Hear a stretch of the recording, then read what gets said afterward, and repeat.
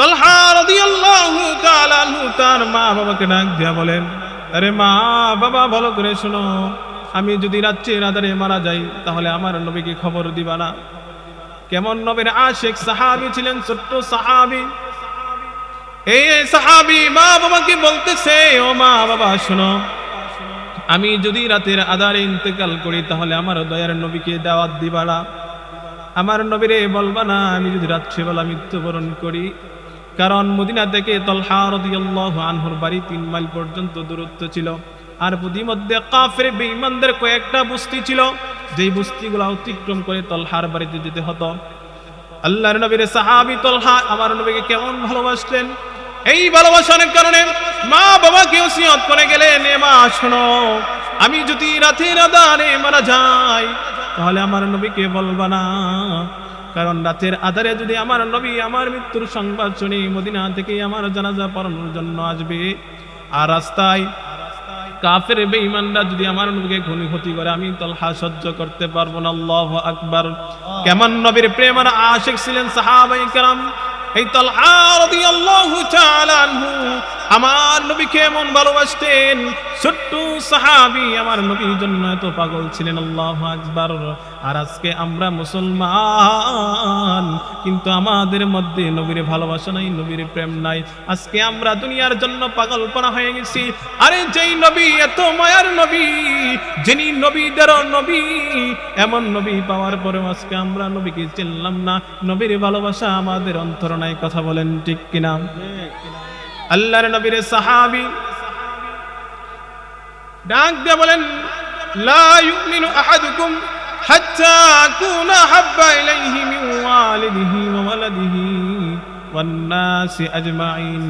আল্লাহর নবী বলে, উম্মত শোনো, যতক্ষণ পর্যন্ত তোমার থেকে তোমার মা বাবা, তোমার ছেলে সন্তান সন্ততি যারা আছে গো, সবচাইতে যদি আমি নবীকে বেশি ভালোবাসতে না পারো, তাহলে তুমি ততক্ষণ পর্যন্ত পরিপূর্ণ মুমিন হতে পারবা না।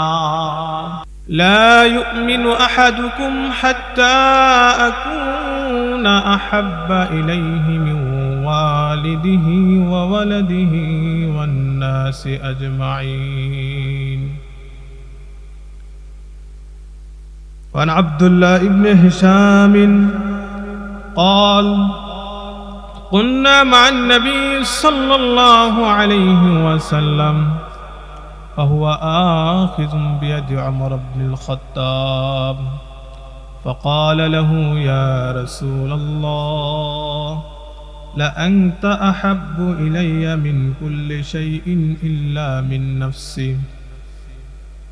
فقال النبي صلى الله عليه وسلم لا والذي نفسي بيده حتى أكون أحب إليك من نفسك. فقال له عمر فإنه الآن أو كما قال عليه الصلاة والسلام. সবাই মুহাব্বতের সাথে জিকির করি, লা ইলাহা, জোরে লা ইলাহা, জোরে লা ইলাহা, জোরে লা ইলাহা। জবান খুলে সবাই লা ইলাহা।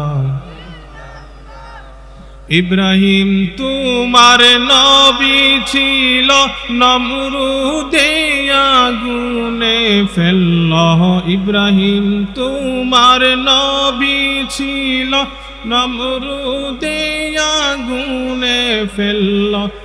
আগুন হইল ফুল বাগিচা, হইল ফুল বাগিচা, ইব্রাহিম কেন জ্বলে না? লা ইলাহা, জোরে লা ইলাহা। ইউনুস তোমার নবী ছিল, মাছে তারে গিলে ফেলল।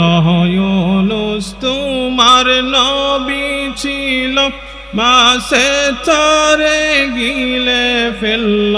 মাছের পেটে রইলেন ইউনুস, হজম কেন হইল না লা ইলাহা জোরে লা ইলাহা লা ইলাহা কাউরে রাখো গাছতলাই তুমি কাউরে রাখো বালাখানায় আল্লাহ তোমার লীলা খেলা কেউ বোঝে না মাওলা তোমার লীলা খেলা কেউ বোঝে না লা ইলাহা জোরে লা ইলাহা লা ইলাহা ইল্লাল্লাহু মুহাম্মাদুর রাসূলুল্লাহ সাল্লাল্লাহু আলাইহি ওয়াসাল্লাম। আলহামদুলিল্লাহ, শরীফপুর মাইজহাটি যুবকবৃন্দের উদ্যোগে চতুর্থ বার্ষিক ইসলামী মহাসম্মেলনে দ্বিতীয় অধিবেশনে উপস্থিত হয়েছি। আল্লাহ রাব্বুল আলামিন আমাদেরকে এখানে আসার এবং কিছু কথা বলার এবং শোনার তৌফিক দান করেছেন। এই জন্য রব্বে কাবার দরবারে শুকরিয়া জ্ঞাপন করে সকলে বলি আলহামদুলিল্লাহ। আল্লাহ রাব্বুল আলামিন যাদেরকে ভালোবাসেন তাদেরকে দিয়ে নেক আমল করান, কথা বলেন ঠিক কিনা? তাহলে বোঝা গেল আমরা যারা মাহফিলে আসতে পারিছি, আল্লাহ আমাদেরকে যে মাহফিলে আনছেন তার মানে আল্লাহ আমাদেরকে ভালোবাসেন, ঠিক কিনা? এখনো অনেক মানুষ শাস্তলে বসে চা খাইতেছে, গল্প করতেছে, শুধু তাই নয় গুনার মধ্যে লিপ্ত আছে কিনা? তো আল্লাহ দে আমাদেরকে গুনাহ থেকে বিরত রেখেছেন, এই জন্য আবার শুকরিয়া জ্ঞাপন করে বলি আলহামদুলিল্লাহ। সম্মানিত উপস্থিতি, আমি কুরআনুল কারীমের দ্বিতীয় নম্বর সূরা আলে ইমরান এর 30 নম্বর আয়াতে কারিমা আপনাদের সম্মুখে তেলাওয়াত করেছি। রাসূলুল্লাহ সাল্লাল্লাহু আলাইহি ওয়াসাল্লামের অগণিত হাদিস থেকে কয়েকখানা হাদিস তেলাওয়াত করেছি। এর উপরে অল্প কিছুক্ষণ সময় কথা বলবো, মা তৌফিক ইল্লা বিল্লাহ। সম্মানিত উপস্থিতি, আল্লাহ রাব্বুল আলামিন বলতেছে, যদি তোমরা বান্দারা আমি আল্লাহকে ভালোবাসতে চাও ফাত্তাবিউনি, আমার নবীর ইতাআত করো, আমার নবীর অনুসরণ করো, নবীর সুন্নাহকে আঁকড়ে ধরো, নবীর সুন্নতের পাবন্দি করো। আজকে আমাদের সমাজে দেখা যায় কিছু মানুষ আছে লাল কাপড় পরিধান করে, লালসা পাগলা, আর মুখে মুখে বলে এই বেশ ধরছে সে নাকি আল্লাহকে পাওয়ার জন্য, কথা বলেন ঠিক কিনা? কিছু আছে লালসা বাবা, আবার কিছু আছে বড় চুল, লম্বা চুল বানাইয়া জট বানাইয়া হাতে জট বাবা, আরে আছে কিনা? তাকেও যদি জিজ্ঞাসা করা হয় যে তুমি এই বেশ ধরলা কেন, তোমার চুলকে এই লম্বা করলা কেন, সেও বলে আমি আল্লাহকে পাওয়ার জন্য, নবীকে পাওয়ার জন্য এই বেশ ধরছি, কথা বলেন ঠিক কিনা? কেউ সাদা বাবা, কেউ লাল বাবা, কেউ জট বাবা, বাবার অভাব নাই সমাজে। আসলে এই বেশ ধরে কি আল্লাহর ভালোবাসা পাওয়া সম্ভব? কখনো সম্ভব না। আল্লাহ রাব্বুল আলামিন বলেন, কুল ইন কুনতুম তুহিব্বুনাল্লাহ, ওগো নবী আপনি উম্মতদেরকে বলে দেন, যদি তোমরা আমি আল্লাহর ভালোবাসা পেতে চাও, আমি আল্লাহকে ভালোবাসতে চাও, ফাত্তাবিউনি, আমি নবী ইতাআত করো, আমি নবীকে অনুসরণ করো। যদি নবীকে অনুসরণ করা হয়, নবীকে ভালোবাসেন, তাহলে কি ফায়দা হবে, কি লাভ হবে? যদি নবীর অনুসরণ করেন, নবীকে ভালোবাসতে পারেন, তাহলে আল্লাহ রাব্বুল আলামিন দুইটা পুরস্কার দিবেন।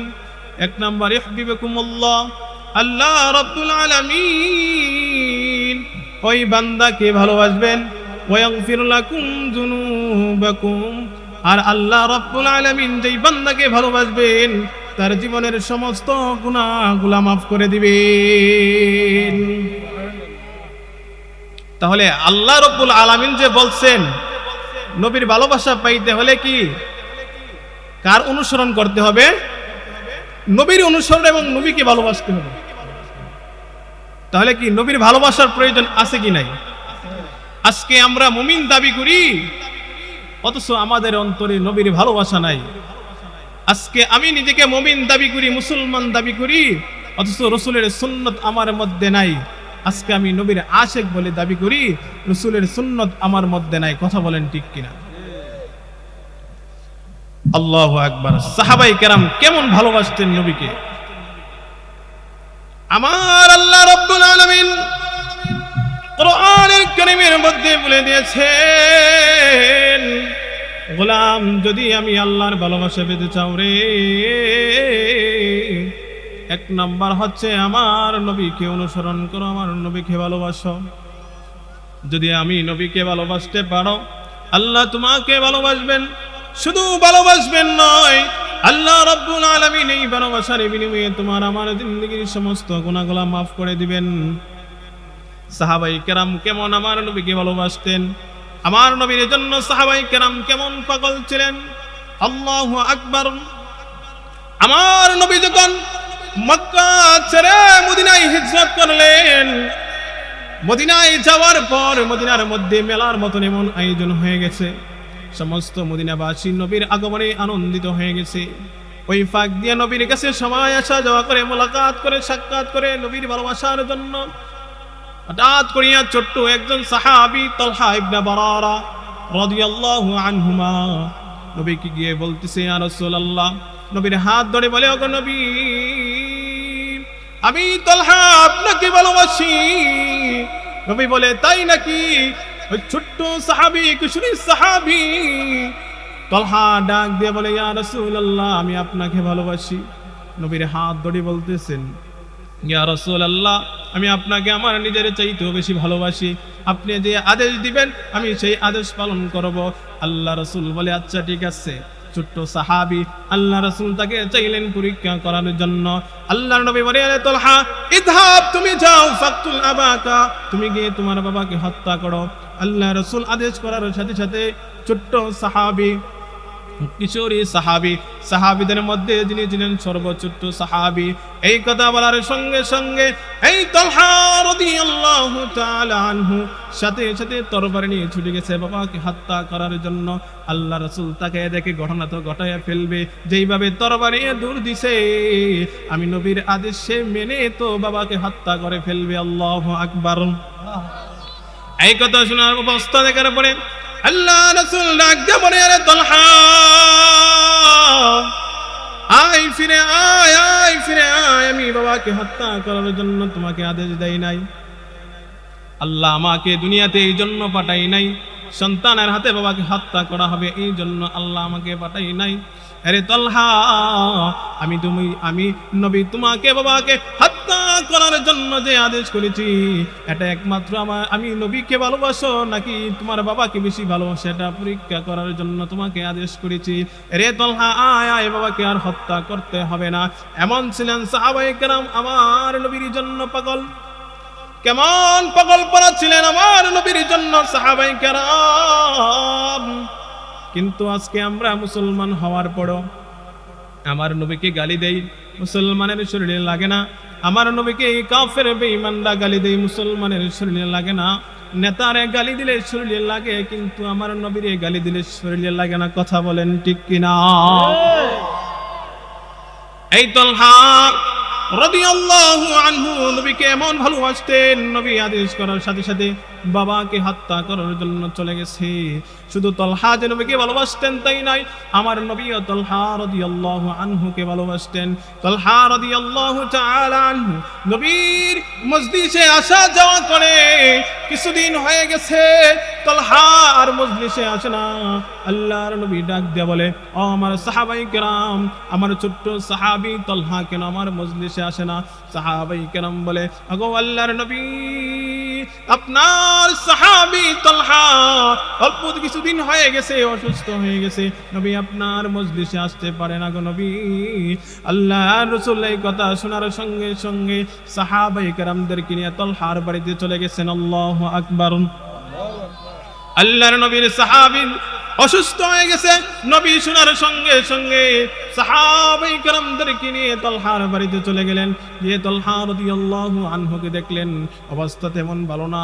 আল্লাহ রাসূল ডাক দিয়ে বলে, আরে তলহার মা, তলহার বাবা, আমার ছোট্ট সাহাবী যে অবস্থা দেখা যাচ্ছে মনে হয় না বেশি দিন বাঁচবে। তুমি মনে রেখো, যদি তলহা রাদিয়াল্লাহু আনহু মারা যায়, আমি নবীকে খবর দিবা, আমি নবী আসিয়া আমি তলহাকে জানাজা পড়াবো এবং দাফন করব। আল্লাহু আকবার। আমার নবী কেমন সাহাবায়ে কেরামদেরকে ভালোবাসতেন।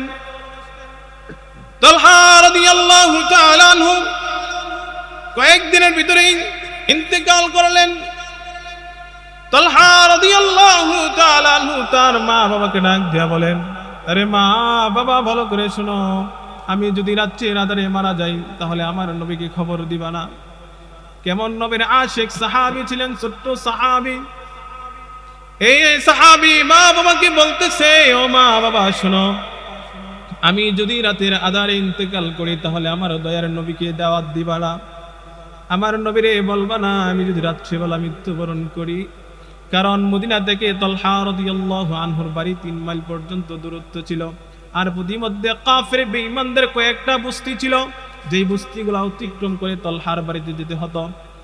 আল্লাহর নবীর সাহাবী তলহা আমার নবীকে কেমন ভালোবাসতেন, এই ভালোবাসার কারণে মা বাবাকে ওসিয়ত করে গেলেন, এ মা শোনো, আমি যদি রাতের আঁধারে মারা যাই তাহলে আমার নবীকে বলবা না।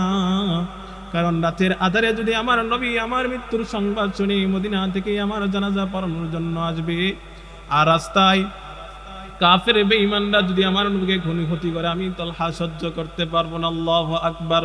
কেমন নবীর প্রেম আর আশিক ছিলেন সাহাবায়ে কেরাম। এই তলহা রাদিয়াল্লাহু তাআলা আনহু আমার নবীকে এমন ভালোবাসতেন, ছোট্ট সাহাবী আমার নবীর জন্য এত পাগল ছিলেন। আল্লাহু আকবার। আর আজকে আমরা মুসলমান, কিন্তু আমাদের মধ্যে নবীর ভালোবাসা নাই, নবীর প্রেম নাই। আজকে আমরা দুনিয়ার জন্য পাগলপনা হয়ে গেছি। আরে যেই নবী এত মায়ার নবী, যিনি নবীদের নবী, এমন নবী পাওয়ার পরেও আজকে আমরা নবীকে চিনলাম না, নবীর ভালোবাসা আমাদের অন্তর নাই। কথা বলেন ঠিক কিনা? আল্লাহর নবীর সাহাবী ডাক দিয়ে বলেন, লা ইউমিনু আহাদুকুম হাত্তা আকুনা হাব্বা ইলাইহি মিন ওয়ালিদিহি ওয়া ওয়ালাদিহি ওয়ান নাসি আজমাইন। আল্লাহর নবী বলে, উম্মত শোনো, যতক্ষণ পর্যন্ত তোমার থেকে তোমার মা বাবা, তোমার ছেলে সন্তান সন্ততি যারা আছে গো, সবচাইতে যদি আমি নবীকে বেশি ভালোবাসতে না পারো, তাহলে তুমি ততক্ষণ পর্যন্ত পরিপূর্ণ মুমিন হতে পারবা না। আল্লাহর নবীর সাহাবী স্পষ্ট হাদিস বর্ণনা করে বলতেছেন, তোমার চাইতে, তোমার জানের চাইতে, তোমার মালের চাইতে, তোমার মাতা পিতা আত্মীয় স্বজনের চাইতে যদি নবীকে বেশি ভালোবাসতে না পারো, তুমি ততক্ষণ পর্যন্ত মুমিন হতে পারবা না।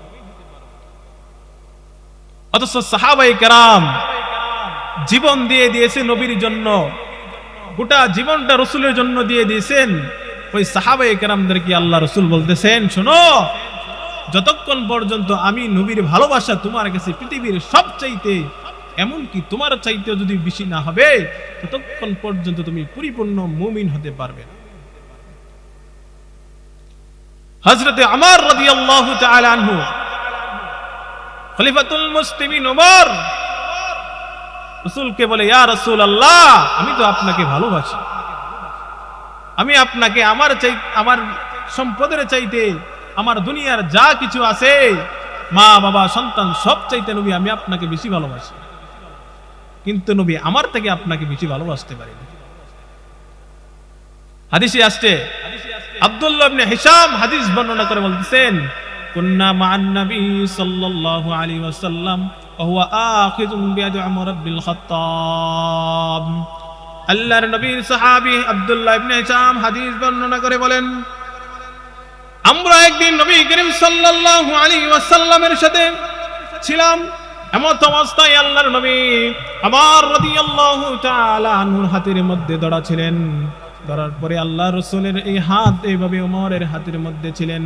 এই ফাঁক দিয়ে ওমর রাদিয়াল্লাহু তাআলা আনহু বলে, আগো আল্লাহর নবী, আমি আপনাকে ভালোবাসি, فقال له عمر يا رسول الله لأنت أحب إلي من نفسك ওগো আল্লাহর নবী আমি আপনাকে অনেক ভালোবাসি আমার সম্পদের চাইতে বেশি আপনাকে ভালোবাসি আল্লাহর নবী বলেন فقال النبي صلى الله عليه وسلم لا হে উমর শুনো শুনো তোমার মা বাবার চাইতে তোমার ছেলে মেয়ে ধন সম্পদের চাইতে আমি নবীকে যদি ভালোবাসো তবে তোমার ভালোবাসা পূর্ণ হবে না যতক্ষণ পর্যন্ত তোমার থেকেও আমি নবীকে ভালো না বাসবা ততক্ষণ পর্যন্ত তুমি পরিপূর্ণ মুমিন হতে পারবা না আল্লাহ রাসূল স্পষ্ট বলে দিয়েছেন আল্লাযী নাফসি বিয়াদি হাত্তা আকুনা হাব্বা ইলাইকা মিন নাফসিকা হে উমর শুনো শুনো যদি তোমার চাইতে তোমার জীবনের চাইতেও আমি নবীকে বেশি ভালোবাসতে না পারো তাহলে আমার শুনে রাখো তুমি ততক্ষণ পর্যন্ত পরিপূর্ণ মুমিন হতে পারবা না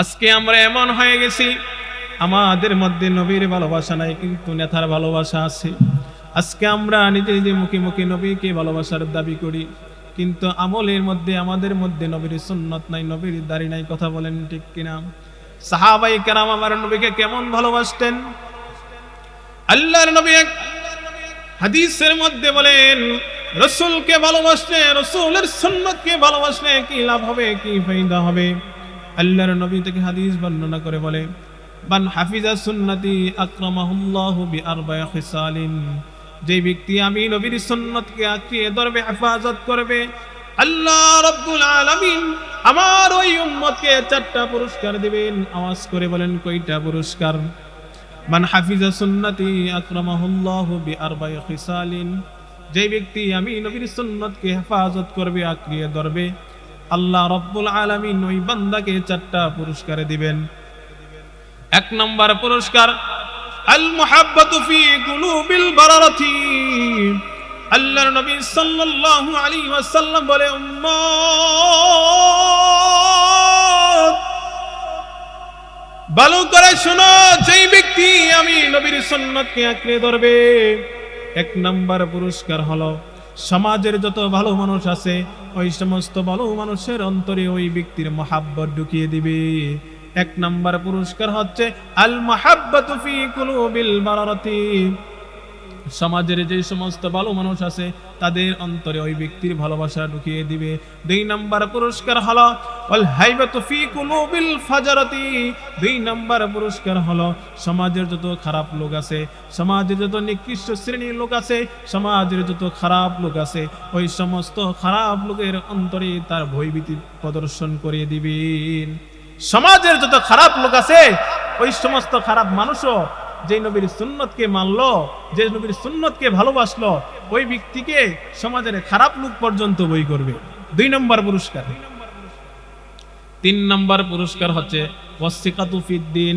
দ্বীনের ক্ষেত্রে তাকে কি করবেন দৃঢ়তা অবলম্বন দিয়ে দিবেন সে দ্বীনের উপর ইস্তিকামতের সাথে থাকতে পারবে চার নম্বর পুরস্কার ওয়াসিকাতু ফির রিজক ওয়াসআতু ফির রিজকি আল্লাহ রাব্বুল আলামিন ওই বান্দাকে রিজিকের মধ্যে প্রশস্ততা দান করবে সুবহানাল্লাহ বলেন তাহলে নবীকে ভালোবাসলে আমরা পুরস্কার কয়টা পাইতেছি 4টা পুরস্কার এক নম্বর পুরস্কার হচ্ছে সমাজের যত ভালো মানুষ আছে আল্লাহওয়ালা মানুষ আছে ওই সমস্ত মানুষের অন্তরে তার ভালোবাসা পয়দা করে দিবে দুই নম্বর পুরস্কার সমাজের যত খারাপ মানুষ আছে তার অন্তরে তার ভয় ঢুকিয়ে দিবেন তিন নম্বর পুরস্কার আল্লাহ তার রিজিককে প্রশস্ততা করে দিবেন চার নম্বর পুরস্কার হচ্ছে তাকে দ্বীনের উপর ইস্তিকামত দৃঢ়তা দান করবেন তো নবীকে ভালোবাসতে হবে কিনা সাহাবায়ে কেরাম আমার নবীকে কেমন ভালোবাসতেন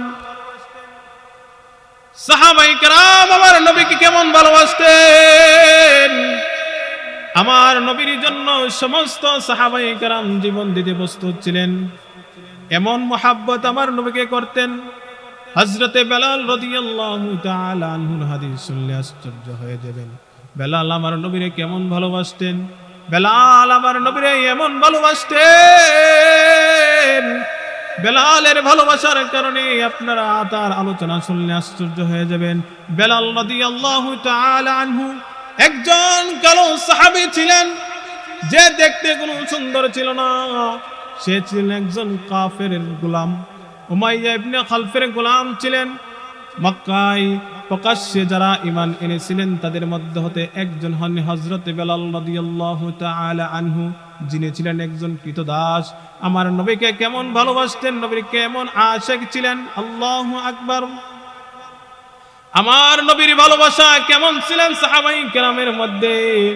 হযরত বেলাল রাদিয়াল্লাহু তাআলা আনহু যখন ইসলাম গ্রহণ করলেন, তার মালিক ছিলেন একজন কাফের উমাইয়া। উমাইয়া বেলালকে এমন নির্যাতন করতেন।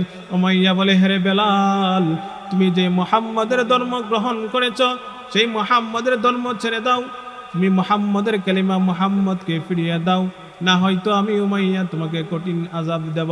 বেলাল বলে, আরে উমাইয়া, যেই মুহাম্মদ নবীর কালিমা গ্রহণ করেছি, জীবন যাবে, তবু আমি বেলাল কালিমা ছাড়বো না, আল্লাহু আকবার। বেলালকে মক্কা নগরীর মধ্যে উমাইয়া এমন নির্যাতন করতেন। উমাইয়া গলার মধ্যে, বেলালের গলার মধ্যে রশি লাগাইয়া মক্কা নগরীর উলিতে গুলিতে টেনে টেনে নিয়ে মরুভূমিতে নিয়ে যাইতেন। এই প্রচন্ড আযাব বেলালকে দিতেন। এই প্রচন্ড আযাবের মধ্যেও বেলাল শুধু একটাই শব্দ বলে চিৎকার মারতেন, আহাদ আহাদ বলে বেলাল কান্না করতেন, আর কোনো কিছু বলতেন না। বেলালের গলার মধ্যে রশি লাগাইয়া উমাইয়া মক্কা নগরী অলিতে গুলিতে গোড়াইতেন, যেই কারণে বেলাল রাদিয়াল্লাহু আনহুর শরীরের গোশতগুলা খসকায় ফুসকা পড়ে যেতেন। বেলাল শুধু চিৎকার করে বলতেন, আহাদ আহাদ আহাদ,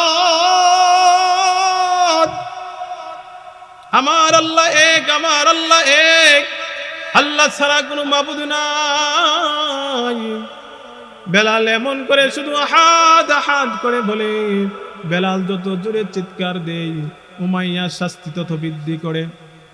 বেলাল যত জোরে আওয়াজ করে, উমাইয়া তত জোরে জোরে তাকে আযাবে দেয়।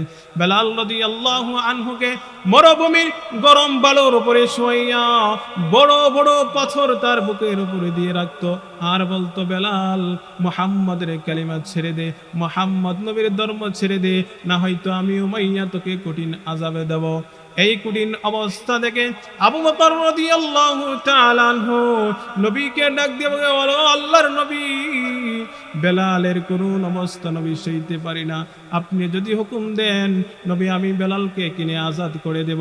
আল্লাহ রাসূল থেকে অনুমতি নিয়ে আবু বকর রাদিয়াল্লাহু তাআলা আনহু ছুটে গেলেন উমাইয়ার কাছে। উমাইয়াকে গিয়ে বলতেছে, হে উমাইয়া, বল বেলালকে বিক্রি করবি কিনা, বল বেলালকে বিক্রি করবি কিনা। উমাইয়া বলে, আবু বকর, তুমি বেলালকে কিনতে আসছো, বেলালকে ক্রয় করতে আসছো। আবু বকর রে, আমি বেলালকে বিক্রি করব, তবে শর্ত আছে। আবু বকর বলে, উমাইয়া বল, কি শর্তের বিনিময়ে তুই বেলালকে বিক্রি করবে? তুই যেই শর্ত দিবে আমি আবু বকর মেনে সেই শর্তের বিনিময়ে আমি আবু বকর বেলালকে আজাদ করে দেব। উমাইয়া বলে, আবু বকর শোনো, আমি বেলালকে যত টাকা দিয়ে ক্রয় করেছি তার দ্বিগুণ টাকা তোমাকে দিতে হবে। আবু বকর ডাক দিয়ে বলে, উমাইয়া, শুধু দ্বিগুণ টাকাই চাইলি? আজকে যদি আমার জীবনের সব কিছু চাইতে, তবু আমি সব কিছু দিয়ে আমি বেলালকে আজাদ করে দিতাম, কারণ আজকে আমি কোনো সাধারণ গোলামকে ক্রয় করতেছি না, আমি আজকে নবীর একজন সাহাবীকে আজাদ করতেছি। আল্লাহু আকবার। ওই সময় বেলাল রাদিয়াল্লাহু তাআলা আনহু 40,000 দিরহাম দিয়ে বেলালকে ক্রয় করে দিয়েছিলেন, যা বর্তমানে 40 কোটি টাকা হবে। ওই বেলাল রাদিয়াল্লাহু তাআলা আনহুকে আজাদ করে দেওয়ার পর আল্লাহর নবী মক্কা থেকে হিজরত করে যখন মদিনায় চলে গেলেন, মদিনায় যাওয়ার পরে আজানের হুকুম নাজিল হলো, আজানের বিধান নাজিল হলো। মসজিদে নববীর ইমাম হলেন আমার আপনার নবী মুহাম্মদুর রাসূলুল্লাহ, আর এই মসজিদের মুয়াজ্জিন হলেন বেলাল রাদিয়াল্লাহু তাআলা। কেমন নবীর আশিক ছিলেন, কেমন নবীর পাগল ছিলেন। এই বেলাল মসজিদে নববীর মুয়াজ্জিন হয়ে গেলেন। আল্লাহ রাসূল ইমাম, বেলাল আযান দেয়, নবী নামাজ পড়ায়। নবীকে দেখতে দেখতে এমন আশিক, এমন নবীর মাহবুব বান্দা হয়ে গেছে, নবীর এমন পাগল পাড়া হয়ে গেছে, দুনিয়ার আর কোনো কিছু ভাল লাগে না, শুধু নবীরে দেখলে ভাল লাগে। আমার নবীরে বেলাল এমন ভালোবাসতেন, এত কঠিন নির্যাতন সহ্য করেছে, তবু নবীর ভালোবাসা ছাড়ে নাই। আল্লাহর নবী যখন মসজিদে নববীর ইমাম মুয়াজ্জিন হিসাবে আল্লাহর রাসূল বেলালকে নিযুক্ত করে দিলেন। এই বেলাল কেমন নবীর আশিক ছিলেন, এইভাবে যতদিন আল্লাহর নবী মসজিদে নববীর ইমাম ছিলেন, হঠাৎ করে আল্লাহর রাসূল যখন দুনিয়া ছেড়ে ইন্তেকালের সময় এসে গেছে, আল্লাহর রাসূলের নিকট হযরতে জিবরিল এবং আজরাইল আলাইহিস সালাম এসে হাজির হয়ে সালাম দিলেন, ইয়া রাসূলুল্লাহ, ওগো আল্লাহর নবী, ভাই আজরাইল আপনার নিকট এসেছে। আল্লাহ রাসূল বলে, গো জিবরাইল, বলো বলো কেন এসেছো? আল্লাহর রাসূলকে বলে জিবরাইল ডাক দিয়ে বলে, ওগো আল্লাহর নবী, আজরাইল আলাইহিস সালাতু ওয়াস সালাম এসেছে, আপনার সাথে কথা বলবে। আজরাইল সালাম দিয়ে বলে, ওগো আল্লাহর নবী, আল্লাহ পাঠিয়েছেন আপনার নিকট। তবে শুনে রাখেন, এমন কখনো আপনার পূর্বে কোনো নবীর সাথে হয়নি, আপনার পরেও এমন কোনো ঘটনা হবে না। তবে আল্লাহ আপনাকে এখতিয়ার দিয়েছেন, আপনি চাইলে দুনিয়ায় থাকতে পারবেন, চাইলে চলেও যেতে পারবেন। আল্লাহু আকবার। আল্লাহ রাসূল বলে, আজরাইল, আমি আমার মালিকের দরবারে চলে যেতে চাই, দুনিয়ায় থাকতে চাই না। আল্লাহ রাসূলের যখন ইন্তেকাল হয়ে গেল, ওফাত হয়ে গেল, আল্লাহ রাসূলের ইন্তেকালের পর গোটা মদিনাবাসী পাগল পারা হয়ে গেছে। হায়রে আমার দয়ার নবী নাই, নবী নাই। সাহাবায়ে কেরাম পাগলের মতো হয়ে গেছে, পাগল পারা হয়ে গেছে, আমার নবী নাই, আমার নবী নাই রে। এই মাহবুব নবীর বিচ্ছেদে সাহাবায়ে কেরাম পাগলের মতো হয়ে গেছে, আমার তরবারি নিয়ে বের হয়ে গেছে। এই মদিনার মধ্যে কেউ, আমি খাত্তাবের বেটা ওমর, এই তরবারি দিয়ে আমি তার কল্লা দ্বিখণ্ডিত করে দেব। ওমর পাগল পারা হয়ে গেছে, অথচ এই উমর আল্লাহর নবীর কল্লা আনার জন্য কিন্তু বের হয়েছিলেন তরবারি নিয়ে। আজকে নবী নাই, নবীর ইন্তেকাল শুনে আমার পাগল পারা হয়ে গেছে। এই সংবাদ যখন শুনিয়ে গেলেন, গোটা মদিনার সাহাবায়ে কেরাম কান্নার রুল পড়ে গেছে। আমার নবীর আশিক বেলাল পাগল পারা হয়ে গেছে, পাগল পারা হয়ে গেছে। যখন নবীর ইন্তেকাল হয়ে গেছে, খলিফাতুল মুসলিমিন আবু বকর হয়ে গেলেন খলিফাতুল মুসলিমিন। বেলাল একদিন দিয়ে বলে, ওগো আবু বকর, আমাকে বিদায় দাও, আমি আর মদিনায় থাকতে চাই না, আমি সিরিয়ার দামেস্কে চলে যাব। আল্লাহ রাসূলের সাহাবী আবু বকর বলে, আরে বেলাল, বলো তোমার কি সমস্যা? কেউ তোমাকে কি গালিমন্দ করেছে নাকি তোমার অর্থের অভাব? বলো বলো বেলাল, তুমি কেন মদিনা ছেড়ে তুমি দামেস্কের শহরে চলে যাবা? বেলাল বলে, আবু বকর, আমার যেই সমস্যা তার সমাধান তোমরা করতে পারবে না। সমস্ত সাহাবায়ে কেরাম বেলালকে বুঝাইতে লাগলেন, বেলাল কিছুতেই মানতে রাজি না, মদিনায় ছেড়ে চলে গেলেন। কেমন নবীর আশিক ছিলেন বেলাল রাদিয়াল্লাহু তাআলা আনহু। বেলাল যখন দামেস্কের শহরে চলে গেলেন, কয়েক বছর পর আল্লাহ রাসূল স্বপ্নে যুগে বেলালকে ডাক দিয়ে বলে, বেলাল,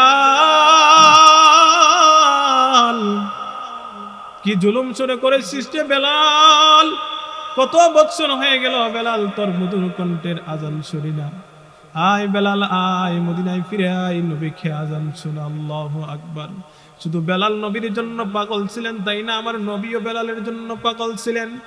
এই বেলাল স্বপ্নে ঘুম ভাঙ্গার সাথে, স্বপ্ন ভাঙ্গার সাথে সাথে জাগ্রত হয়ে গেছেন।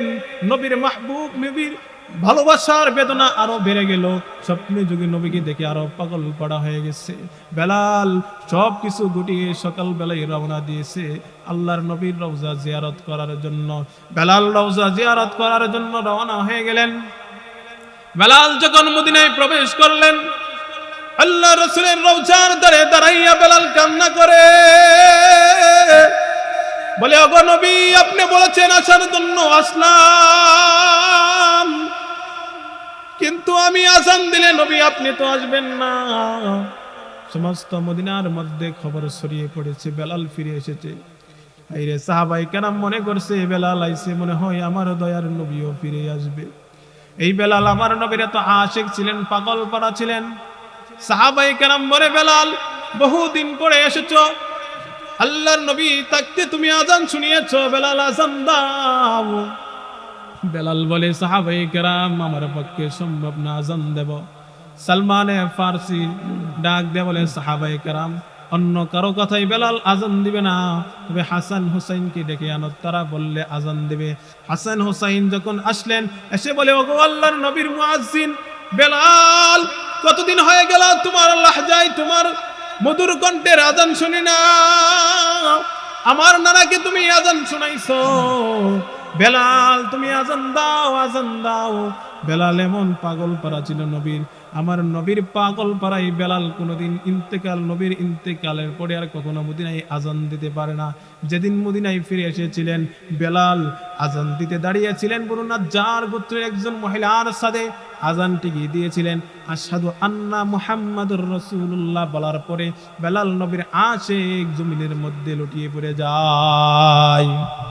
কেমন পাগল ছিলেন সাহাবায়ে কেরাম। কিন্তু আজকে আমাদের হালত, আমাদের অবস্থা এমন হয়ে গেছে, নবীকে ভালোবাসি দাবি করি, আল্লাহকে ভালোবাসি দাবি করি, কিন্তু কাজে কর্মে আমাদের মধ্যে নবীর ভালোবাসা নাই। কথা বলেন ঠিক কিনা? এই জন্য যা কিছু বলেছি আল্লাহ রাব্বুল আলামিন আমাকে এবং আপনাদেরকে এরপর আমল করা তৌফিক দান করুন। সকলে বলে আমিন।